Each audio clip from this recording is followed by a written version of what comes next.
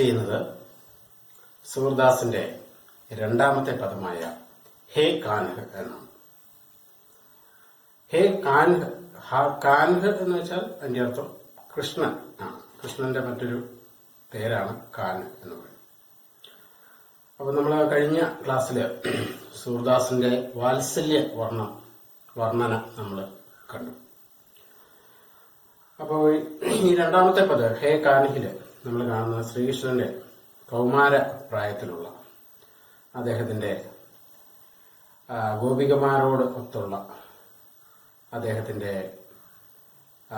ലീലകൾ അല്ലെങ്കിൽ അദ്ദേഹത്തിന്റെ അവരോടുള്ള സമീപനം ആണ് കാണിക്കുന്നത്. സ്നേഹം, പ്രേമം ഒക്കെയാണ് കാണിക്കുന്നത്. അദ്ദേഹം വൃന്ദാവനത്തില് ഗോപികമാരോടൊത്ത് കളിച്ച് വളരുകയാണ്. അപ്പോൾ നമ്മൾ എപ്പോഴും സ്ത്രീകളെ ആകർഷിക്കുവാനായിട്ട് അദ്ദേഹത്തിന് കഴിഞ്ഞിരുന്നു, അവിടെയുള്ള ഗോപ കന്യകളെയൊക്കെ. അപ്പോൾ നമ്മൾ പലപ്പോഴും അത് പോസിറ്റീവായിട്ടും നെഗറ്റീവായിട്ടും ആളുകൾ കാണാറുണ്ടായിരിക്കും. പലരും അപ്പോൾ ആണ് സ്ത്രീകളെ തന്റെ സംസാരത്തിലൂടെയും അല്ലെ പ്രവർത്തനത്തിലൂടെയൊക്കെ ആകർഷിക്കാൻ സാധിക്കുന്നവരെ നമ്മൾ പലപ്പോഴും കളിയാക്കി പറയുന്ന ഒരു കള്ളകൃഷ്ണനാണ് എന്ന് പറയാറുണ്ട്. അപ്പോ ഇത് പലപ്പോഴും കൃഷ്ണനെ പലരും തെറ്റിദ്ധരിക്കപ്പെടാറുണ്ട്. പലപ്പോഴും കൃഷ്ണൻ എന്ന് പറയുന്ന ഒട്ടേറെ കഴിവുള്ള, നമ്മൾ പറഞ്ഞു കഴിഞ്ഞ ക്ലാസ്സിൽ, ഒരു സൂപ്പർ ഹീറോയാണ്, അല്ല സർവ്വഗുണ സമ്പന്നനാണ്. അപ്പോൾ എങ്കിലും ഇങ്ങനെയുള്ള വ്യക്തികളാണെങ്കിൽ പോലും പലരും അതിനെ കൃഷ്ണനെ തെറ്റായ രീതിയിൽ കാണാറുണ്ട്, അല്ലെങ്കിൽ മോശമായി പറയുന്നവരുമുണ്ട്. സ്ത്രീകളെ വശീകരിക്കുന്നവനാണ്, അല്ലെങ്കിൽ സ്ത്രീകളുടെ വസ്ത്രം ഹരിക്കുന്നവനും, അങ്ങനെയൊക്കെ പറഞ്ഞ് വളരെ തെറ്റായ രീതിയിലും വിമർശനമുയർത്തുന്ന ആളുകളും ഉണ്ട്. അല്ലെങ്കിൽ രാധയോടുള്ള സ്നേഹം, അല്ലെങ്കിൽ രാധയെ ഉപേക്ഷിച്ചു പോയി വേറെ വിവാഹം കഴിച്ചു, അങ്ങനെയൊക്കെയുള്ള രീതിയിൽ ആളുകൾ അതിനെ പറയാറുണ്ട്. അപ്പൊ അതിന് നമ്മൾ അതിനാണല്ലോ വിശദീകരണം പറയുന്നത് എന്താണ്, എങ്ങനെ പറയും അത്, അദ്ദേഹം ഗോപകന്യാണെന്ന് കാണിച്ചത് കപടത്തെയാടുന്നു എന്നൊക്കെ ആ രീതിയിൽ പറയുന്നവരുമുണ്ട്. അപ്പൊ നമ്മൾ മനസ്സിലാക്കേണ്ടത് കൃഷ്ണൻ എന്ന് പറയുന്നത് ജ്ഞാനിയായിട്ടുള്ള പൂർണ്ണനായ ഒരു മനുഷ്യനായിട്ടാണ്. അദ്ദേഹം സർവ ജ്ഞാനത്താൽ നിറഞ്ഞ വ്യക്തിയാണ്. അപ്പൊ അദ്ദേഹത്തിന്റെ പ്രകടനങ്ങൾ അല്ലെങ്കിൽ അദ്ദേഹത്തിന്റെ സ്നേഹം കപടമല്ലായിരുന്നു, അത് യഥാർത്ഥമായ സ്നേഹമാണ്. അപ്പൊ നമ്മൾ സ്നേഹത്തെ പലപ്പോഴും തെറ്റായ രീതിയിൽ കാണാറുണ്ട്. അപ്പൊ കൃഷ്ണന്റെ സ്നേഹം എന്ന് പറയുന്നത് ഡിവൈൻ ലവ് ആണ്. ഡിവൈൻ ലവ് എന്ന് പറയുന്നത് എന്താണ്? അൺകണ്ടീഷണൽ ലവ്, തിരിച്ചു പ്രതീക്ഷിക്കാത്ത സ്നേഹമാണ്. അപ്പൊ സ്നേഹിക്കുന്നവർ പലരും തിരിച്ചു പ്രതീക്ഷിക്കുമായിരിക്കും, പക്ഷെ ഡിവൈൻ ലവ് ആയിട്ട് ഉള്ള വ്യക്തികൾ അവരുടെ സ്നേഹം തിരിച്ചു പ്രതീക്ഷിക്കാത്തതാണ്. അതുകൊണ്ട് അവർക്ക് മറ്റുള്ളവരുടെ വേർപാടിലോ അതൊരു ഇല്ലാതാവുമ്പോൾ പ്രത്യേക ഒരു അറ്റാച്ച്മെന്റോ ദുഃഖമോ ഒന്നും അത്തരത്തിൽ ആളുകൾക്ക് ഉണ്ടാവില്ല. അവർ അവരുടെ മുമ്പിൽ വരുന്നവരെ വ്യത്യാസം കൂടാതെ, സ്ത്രീ പുരുഷ ഭേദ വ്യത്യാസമില്ലാതെ സ്നേഹിക്കാനായിട്ട് അവർക്ക് സാധിക്കും. അതാണ് കൃഷ്ണൻ അവിടെ സ്ത്രീകളെന്നോ പുരുഷനെന്നോ വ്യത്യാസമില്ല, എല്ലാവരോടും സ്നേഹസമ്പന്നമായ പെരുമാറ്റം, അവർക്ക് രസകരമായ രീതിയിലുള്ള സംഭാഷണം ഒക്കെയാണ് അദ്ദേഹം നടത്തിയത്. അപ്പൊ നമ്മൾ കാണേണ്ടത്, ഇപ്പോൾ സ്നേഹത്തെ നമ്മൾ പറയുന്നത് ഫിലോസഫേഴ്സ് ഒക്കെ പറയുന്നത് 4 തരത്തിലുണ്ടെന്നാണ് പറയുന്നത്. അതായത് 1 സ്റ്റോർഡ് ആയിട്ടുള്ളത്, 2 ഫീലിയ, 3 ഇറോസ്, 4 അഗാപ്പെ. അപ്പോ ഈ സ്റ്റോർഡ് എന്ന് വെച്ച് കഴിഞ്ഞാൽ നമുക്ക് മാതാപിതാക്കളോടും ബന്ധുക്കളോടും നമ്മുടെ ബന്ധുക്കളോടുള്ള സ്നേഹം. ഫീലിയ എന്ന് വെച്ചാൽ നമ്മുടെ സുഹൃത്തുക്കളോടുള്ള സ്നേഹം. അതുപോലെ തന്നെ ഇറോസ് എന്ന് പറഞ്ഞു കഴിഞ്ഞാൽ സ്ത്രീക്ക് പുരുഷനോട്, അല്ലെങ്കിൽ പുരുഷൻ സ്ത്രീയോടും. അപ്പോ ഇത് എല്ലാവരിലും, എത്ര ക്രൂരനായ വ്യക്തികളിലും മൃഗങ്ങളിലും ഒക്കെയുള്ള ഒരു ഭാവമാണ് ഈ 3. ഈ 4ാമത്തെ അഗാപ്പെ എന്ന രീതിയിൽ പറയുന്നത്, ഇപ്പം ക്രൈസ്തവ വീക്ഷണത്തിലാണ് നമ്മൾ അഗാപ്പെ എന്ന് പറയുന്നത്, അല്ലെങ്കിൽ അതിനെ നമ്മൾ അൺകണ്ടീഷണൽ ലവ് എന്ന് പറയുന്നത്. അതാണ് യഥാർത്ഥത്തിൽ കൃഷ്ണൻ എല്ലാവരോടും കാണിക്കുന്നതായിട്ട് പറയപ്പെടുന്നത്. അൺകണ്ടീഷണൽ, ഒരു തിരിച്ചു പ്രതീക്ഷിക്കാതെ. അതായത് കൃഷ്ണൻ പറയുന്നത് മോഹങ്ങൾ ഇല്ലാതെ തന്റെ കർമ്മം അനുഷ്ഠിക്കുക എന്നാണ് എല്ലാവരോടും.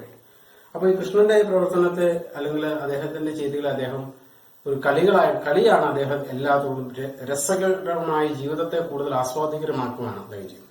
അപ്പൊ അദ്ദേഹത്തിന്റെ കളി, ഇപ്പൊ നമ്മൾ വസ്ത്രം അദ്ദേഹം മോഷ്ടിക്കുന്നു, അല്ലെങ്കിൽ വെണ്ണ കക്കുന്നു, ഇങ്ങനെയൊക്കെ അല്ലെ വളരെ ആനന്ദകരമായ രീതിയിൽ മറ്റുള്ളവരെ കളിയാക്കുന്നതൊക്കെ ആയിട്ട് നമുക്ക് പലപ്പോഴും തോന്നും.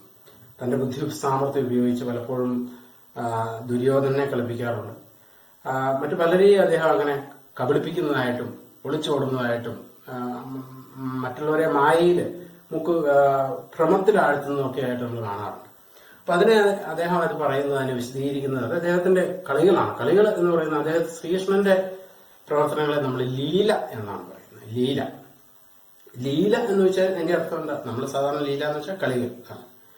അപ്പൊ ലീലയ്ക്ക് സാധാരണ കളികളും ലീലയും തമ്മിലുള്ള വ്യത്യാസമുണ്ട്. സാധാരണ ഒരു കളി, നമ്മൾ സാധാരണ പല കളികൾ കളിക്കാറുണ്ട്. ഫുട്ബോൾ കളിക്കും, ക്രിക്കറ്റ് കളിക്കും, സാറ്റ് കളിക്കും, കള്ളനും പോലീസും കളിക്കും, പലതരത്തിലുള്ള കളികളുണ്ട്. അപ്പൊ ഈ കളികളുടെ നമ്മൾ കളിക്കുന്ന കളികളുടെ പ്രത്യേകത എന്താണെന്ന് വെച്ചാൽ അതിൽ ഒന്നെങ്കിൽ നമ്മൾ ജയിക്കും, അല്ലെങ്കിൽ തോക്കും. അപ്പൊ ജയിക്കുന്ന ആൾക്ക് ആ കളി ജയിക്കുമ്പോഴൊരു ആനന്ദം, സന്തോഷം ഉണ്ടാവും.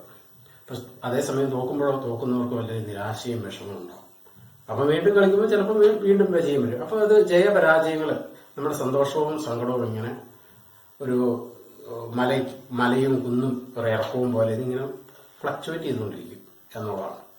പക്ഷേ ശ്രീകൃഷ്ണന്റെ പറയുന്ന ലീല എന്ന് പറയുന്നത്, ശ്രീകൃഷ്ണൻ തന്നെ പറയുന്നത് ലീല എന്ന് വെച്ച് കഴിഞ്ഞാൽ വിജയിക്കണമെന്ന മോഹവുമില്ല, പരാജയപ്പെടുമെന്ന ഭയവുമില്ലാത്ത കളികളാണ് ലീല എന്ന് പറയുന്നത്.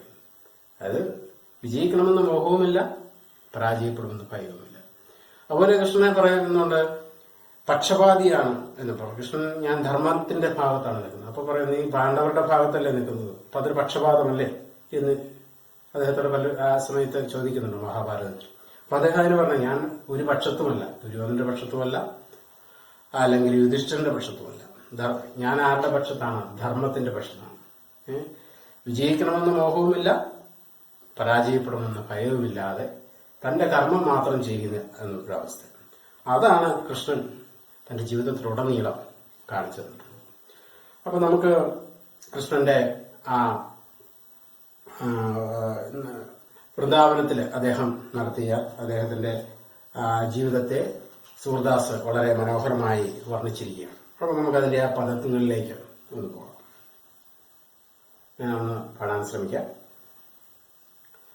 जब ही बन बुरली श्रवण परी चकित भई गोप कन्या सब थाम काम बिसरी जब ही बन मुरली श्रवण परी चकित भई गोप कन्या सब थाम काम बिसरी कुल मर्जाद वेद की आज्ञा ने कहु ना ही डरी श्याम सिंधु सरिता ललनागन जल की ठरनी ठरी कुल मर्जाद वेद की आज्ञा ने कहु नाही डरी श्याम सिंधु सरितालन नागन जल की ठरनी ठरी सुतपति नेह पवन जन संगा लज्जा नहीं करी सूरदास प्रभु मन हरि लीन हो नागर नवल हरी जब ही बन मुरली श्रवण परी चकित भई गोप कन्या सब थाम काम बिसरी. അപ്പൊ ഇതാണ് പങ്ക്തിയം. അപ്പൊ ഇതിൽ വരുന്ന ധാരാളം വാക്കുകളുണ്ട്. അതിൽ ഏറ്റവും പ്രധാനപ്പെട്ട 8 വാക്കുകൾ ഞാനിവിടെ എഴുതിയിട്ടുണ്ട്. അതൊന്ന് വായിക്കാം. മുരളി. മുരളി എന്ന് വെച്ചാൽ അതിന്റെ അർത്ഥം ബാസുരി അല്ലെങ്കിൽ ഓടക്കുഴൽ. അതിനകത്ത് ശ്രവണപരി, സുൻകർ, ശ്രവണപരി കേട്ടിട്ട്. ബിസരി, ബിസരി എന്ന് വെച്ച് കഴിഞ്ഞാൽ ഭൂൽ ഗയി, മറന്നുപോയി. മർജാസ്, മര്യാദ, കുലമര്യാദകൾ. ലലനാഗൻ, ലലനാഗൻ എന്ന് വെച്ചാൽ ഗോപികായെ. ധരണി, ധരണി പ്രവാഹം, നദിയുടെ പ്രവാഹം. നാഗർ എന്ന് വെച്ചാൽ ചതുർ, ബുദ്ധിമാനായിട്ടുള്ള. സിന്ധു എന്ന് വെച്ചാൽ സാഗർ അല്ലെ നദി, നദിയല്ല കടൽ. അപ്പൊ ഒന്നുകൂടെ വായിക്കാം. മുരളി ബാസുരി, ശ്രവണ പരി സുൻകർ, ബിസരി ഭൂൽഗയി, മർജാർ മര്യാദ, ലല് നാഗൻ ഗോപികായെ, ധരണി പ്രവാഹ, നാഗർ ചതു, സിന്ധു സാഗർ. ഇതിന്റെ വ്യാഖ്യയിലേക്ക് കടക്കാം. ഓരോ ലൈൻ വായിച്ച് പറയാം, ശ്രദ്ധിച്ചിരിക്കുക. ജബ് ഹി ബൻ മുരളി ശ്രവണ പരി. ജബ് ഹി ബൻ മുരളി. അപ്പോ ജബ് ബൻമേ, ബൻ എന്ന് വെച്ചാൽ ഇവിടെ വൃന്ദാവൻ में മുരളി ശ്രവൺ പരി, മുരളി का അല്ലെ ബാസുരി ബജായ അല്ലെ ബാസുരി സുനാത്തോ, ഓടക്കുഴലൂതൽ അതിന്റെ ആ സ്വരം കേട്ടപ്പോൾ എന്ത് പറയുന്നത്? ചകിത് ഭൈ ഗോപ കന്യ സബ് ധാമ കാമ ബിസരി. ബിസരി എന്ന് വെച്ചാൽ മറന്നുപോയി. അപ്പൊ ഇതില് ചകിത് ഗോപ അത്ഭുതപ്പെട്ട്, ഗോപകന്യ സബ് ധാമ കാമ बिसरी, कामकाज सब कामकाज भूल गई. ये कृष्ण के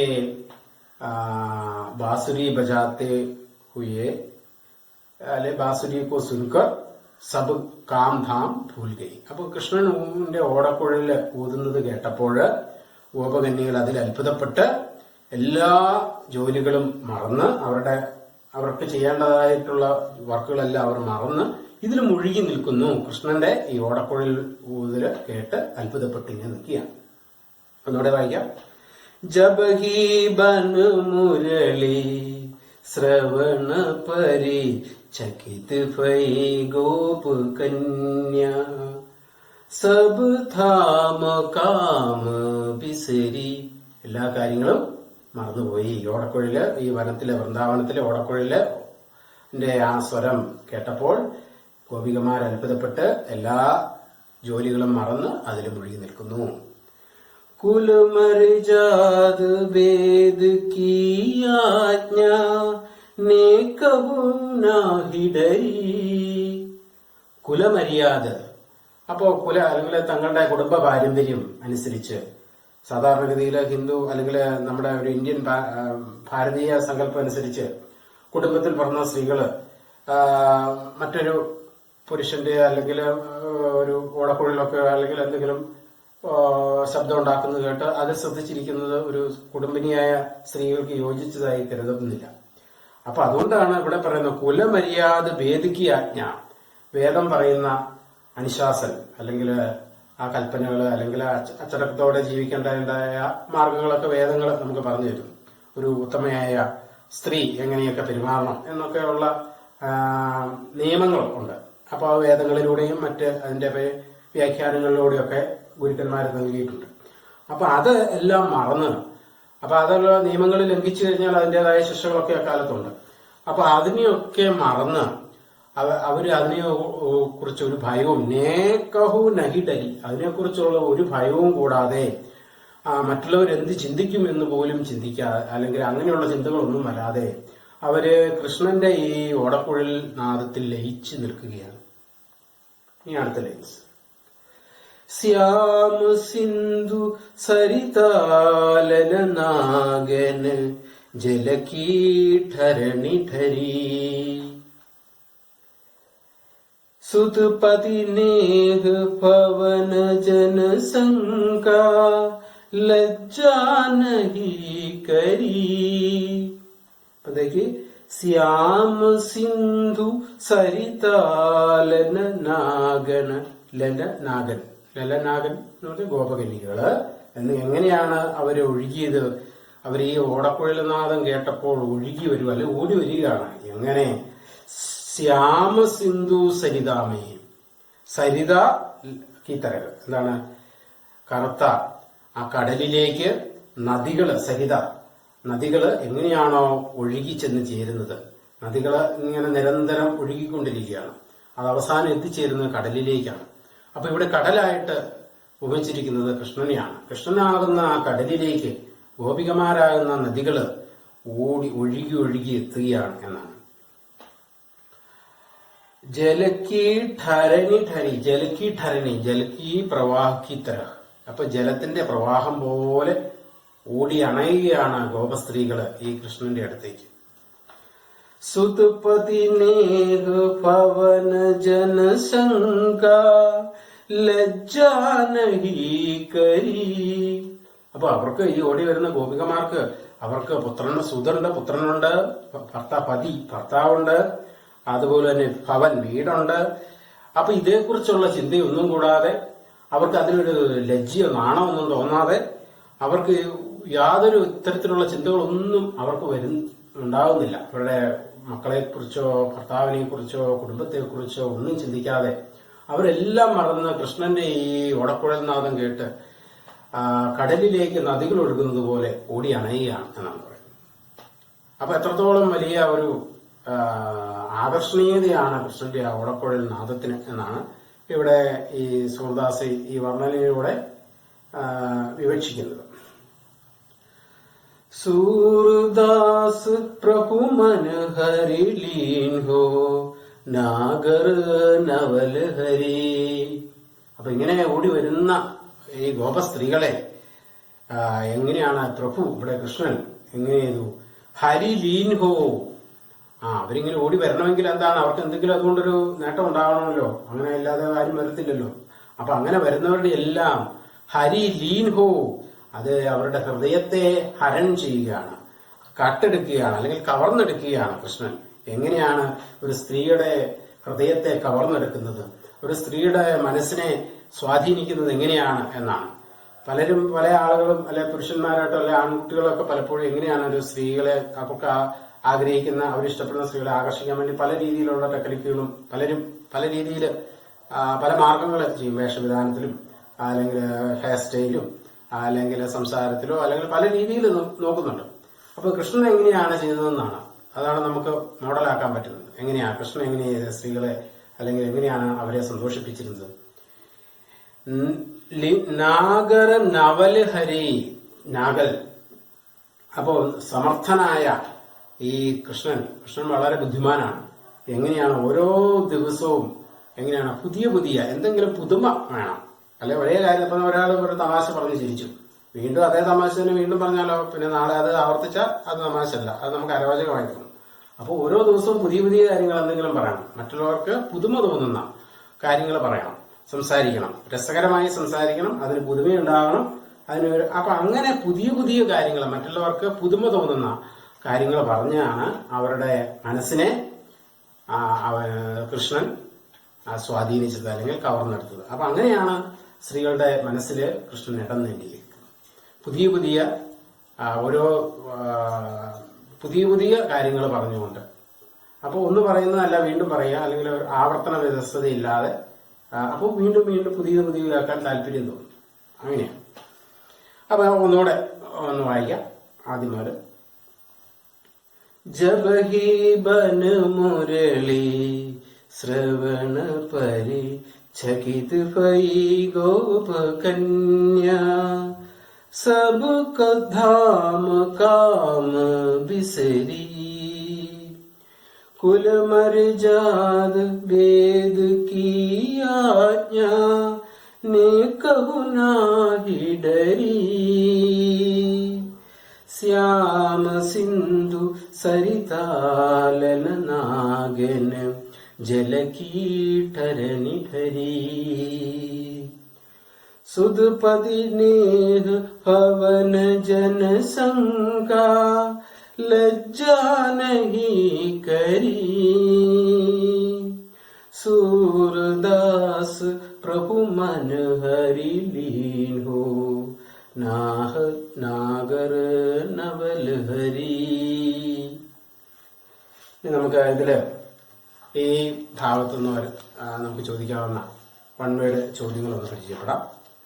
ഒന്നാമത്തെ ചോദ്യം, വന്മേ ക്യാ സുനായി പടാം. വനത്തില് എന്താണ് കേൾക്കാനായിട്ട് സാധിച്ചത്? മുരളീനാഥ്. കൃഷ്ണക്ക് മുരളീനാഥാണ് നമ്മൾ വനത്തില് സുനയിപ്പത്. മുരളി കോൻ ബജാത്ത ഹെ? കോൻ മുരളി ബജാത്ത ഹെ? കൃഷ്ണ मुरली बजाता है। अगला प्रश्न, मुरलीनाद सुनकर कौन चकित हो गई? मुरलीनाद सुनकर कौन चकित हो गई? गोपिकाएं चकित हो गई। गोपिकाएं क्या भूल गई? क्या भूल गई? अपनी काम धाम भूल गई, തന്റെ ജോലികളും കർമ്മങ്ങളും എല്ലാം മറന്നുപോയി. कौन नहीं डरी? अब कुल मर्यादा और वेद की आज्ञा कौन नहीं डरी? गोपिकाएं नहीं डरी. देन अगला प्रश्न, ललनागन कौन है? ललनागन कौन है? ललनागन का अर्थ गोपिकाएं. तो ललनागन गोपिकाएं हुई. गोपिकाएं किससे जाकर मिली? जैसे सरिता कहाँ जाकर मिली? सरिता सागर में जाकर मिलती, उसी तरह ललनागन कहाँ जाकर? कृष्ण के साथ जाकर मिली, कृष्ण से जाकर मिली. किसने गोपिकाओं का मन हर लिया? आराना मन को हर लिया? कृष्ण ने गोपिकाओं का मन को हर लिया. गोपिकाओं ने किसकी परवाह नहीं की? किसकी परवाह नहीं की? घर बार तथा लोग लालच की परवाह नहीं की. ചതുർ കൃഷ്ണ കേസി ഗോപികാവും കാ മൻ ഹർ ലേതാ ഹൈ? എങ്ങനെയാണ് ഗോപികമാരുടെ മനസ്സിനെ കവർന്നെടുക്കുന്നത്? ചതുർ കൃഷ്ണ നിത്യ നയേ നയേ തരീക്കോ സെ, പുതിയ പുതിയ മാർഗങ്ങളിലൂടെ ഗോപികാവും കാ മൻ ഹർ ലേതാ ഹൈ, ഗോപികമാരുടെ മനസ്സിനെ കവരുന്നു. ഇതാണ് ഇതിന്റെ ചോദ്യോത്തരങ്ങൾ, വൺവേഡ് ചോദ്യോത്തരങ്ങൾ. പിന്നെ ബാക്കിയുള്ള ഭാഗം നമ്മൾ ചോദ്യോത്തരങ്ങൾ ഉണ്ട്. അതുപോലെ തന്നെ സമാനാർത്ഥി ശബ്ദ 3 ചോദ്യോത്തരങ്ങളുണ്ട്. പിന്നീട് ആസ്വാദൻ ടിപ്പണി പഹലെ പതുക്ക, പിന്നെയുള്ളത് പ്രണയാതുർ ഗോപികാവും കെ ബീച്ച് ഹോനെ വാല വാർത്താൽ. അപ്പൊ അതെല്ലാം നമ്മൾ അടുത്ത ക്ലാസ്സിൽ ചർച്ച ചെയ്യുന്നതാണ്. അപ്പൊ നമ്മൾ അടുത്ത ക്ലാസ്സിൽ ബാക്കി ഇതിന്റെ ടെക്സ്റ്റ് ബുക്ക് ആക്ടിവിറ്റീസ് എല്ലാം അടുത്ത ക്ലാസ്സിൽ, അതിന്റെ വ്യാഖ്യയും എല്ലാം അടുത്ത ക്ലാസ്സിൽ ചർച്ച ചെയ്യുന്നതായിരിക്കും. അതുവരെ എല്ലാവർക്കും നമസ്കാരം.